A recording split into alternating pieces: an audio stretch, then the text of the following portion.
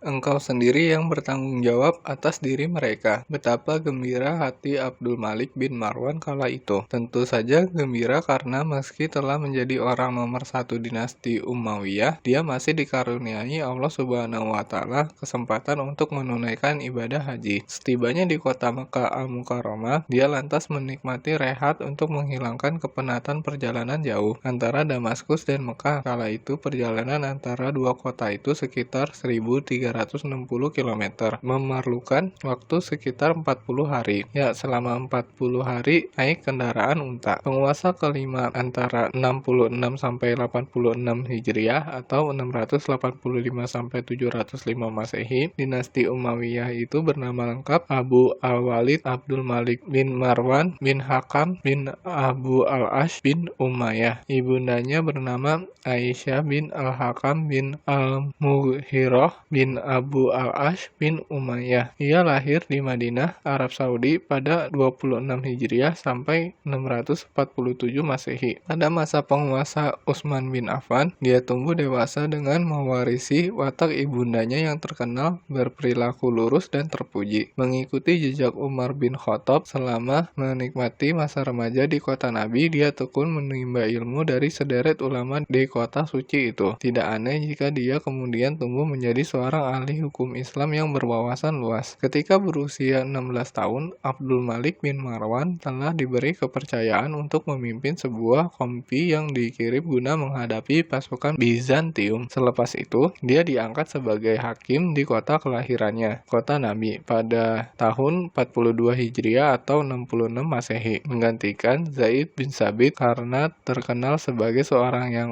fikih, yang berpengetahuan serta berwawasan luas. Dia bermukim di kota Nabi hingga muncul pemberontakan terhadap penguasa kedua dinasti Umayyah, Yazid bin Muawiyah, pada 62 sampai 63 Hijriah atau 682 sampai 683 Masehi. Dia pun kembali ke Damaskus. Jabatan sebagai orang nomor satu dinasti Umayyah mulai diduduki semenjak Selasa 1 Ramadan 65 Hijriah atau 11 April 685 Masehi. Pada usia sekitar 40 tahun, dia naik tata sebagai pengganti ayahandanya, Marwan bin Al-Hakam bin Abu Al-Ash. Kala itu sang ayahanda berpulang. Di wilayah yang berada di bawah kekuasaannya dinasti Umayyah sedang dilanda perseteruan antara suku yang nyaris menenggelamkan dinasti yang dia pimpin itu. Namun, kemampuan dan kepiawaian penguasa yang memiliki 3 istri, Walidah bin Al-Abbas, Atikah bin Yazid, dan Fatimah bin Hisyam, itu dalam memerintah berhasil mengangkat kembali kejayaan dinasti tersebut. Selepas menikmati rehat selama di kota suci Mekah, penguasa yang lahir pada 72 Hijriah atau 691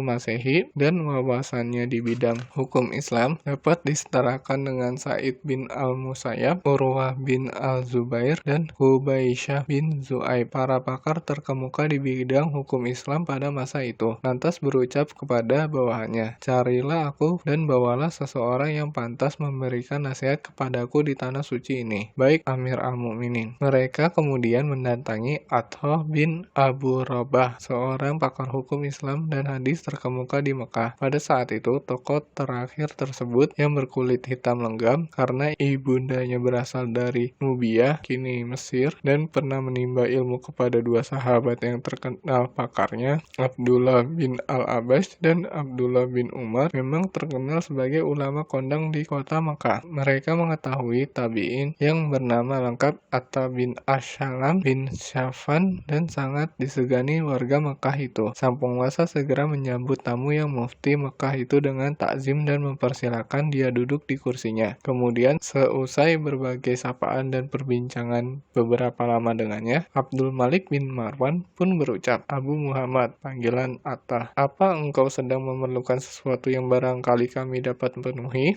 "Amir al-Mu'minin," sahut Atta bin Abu Robah, lugas dan tegas. Bertakwalah kepada Allah Subhanahu wa Ta'ala di tanah haram ini, juga di bumi Rasul-Nya. Berjanjilah bahwa engkau akan memakmurkan tanah suci ini. Takutlah kepada Allah Subhanahu wa Ta'ala dalam kaitannya dengan anak keturunan kaum Muhajirin dan Ansar. Mengapa? Karena jasa mereka lah engkau kini duduk di majelis ini. Takutlah kepada Allah Subhanahu wa Ta'ala dalam kaitannya dengan para penghuni benteng itu. Mereka adalah benteng kaum muslim dan orang-orang yang lebih menaruh perhatian terhadap urusan kaum muslim. Sungguh, engkau sendirilah yang akan bertanggung jawab atas diri mereka. Takutlah kepada Allah Subhanahu wa Ta'ala dalam kaitannya dengan orang-orang yang berada di seputaran pintu gerbangmu dan mengunci pintu gerbang itu tanpa kehadiran mereka. Baik Abu Muhammad, insya Allah semua pesanmu akan kulaksanakan, jawab penguasa yang juga seorang ilmuwan itu. Beberapa saat kemudian, Atta bin Abu Robah bangkit dari kursi yang dia duduki dan bermaksud akan berlalu. Melihat hal itu, Abdul Malik bin Marwan pun berucap kepadanya, Abu Muhammad, engkau meminta kami agar memenuhi keperluan orang-orang lain dan insya Allah akan kami tunaikan. Kini apa keperluanmu sendiri? Aku tidak memerlukan apa-apa dari manusia, sahut Atta bin Abu Robah lugas dan tegas. Kemudian ulama terkemuka berkulit hitam dan legam itu pun berlalu dari majelis itu. Itulah kehormatan dirinya, ucap Muawiyah kepada orang-orang yang menyertainya.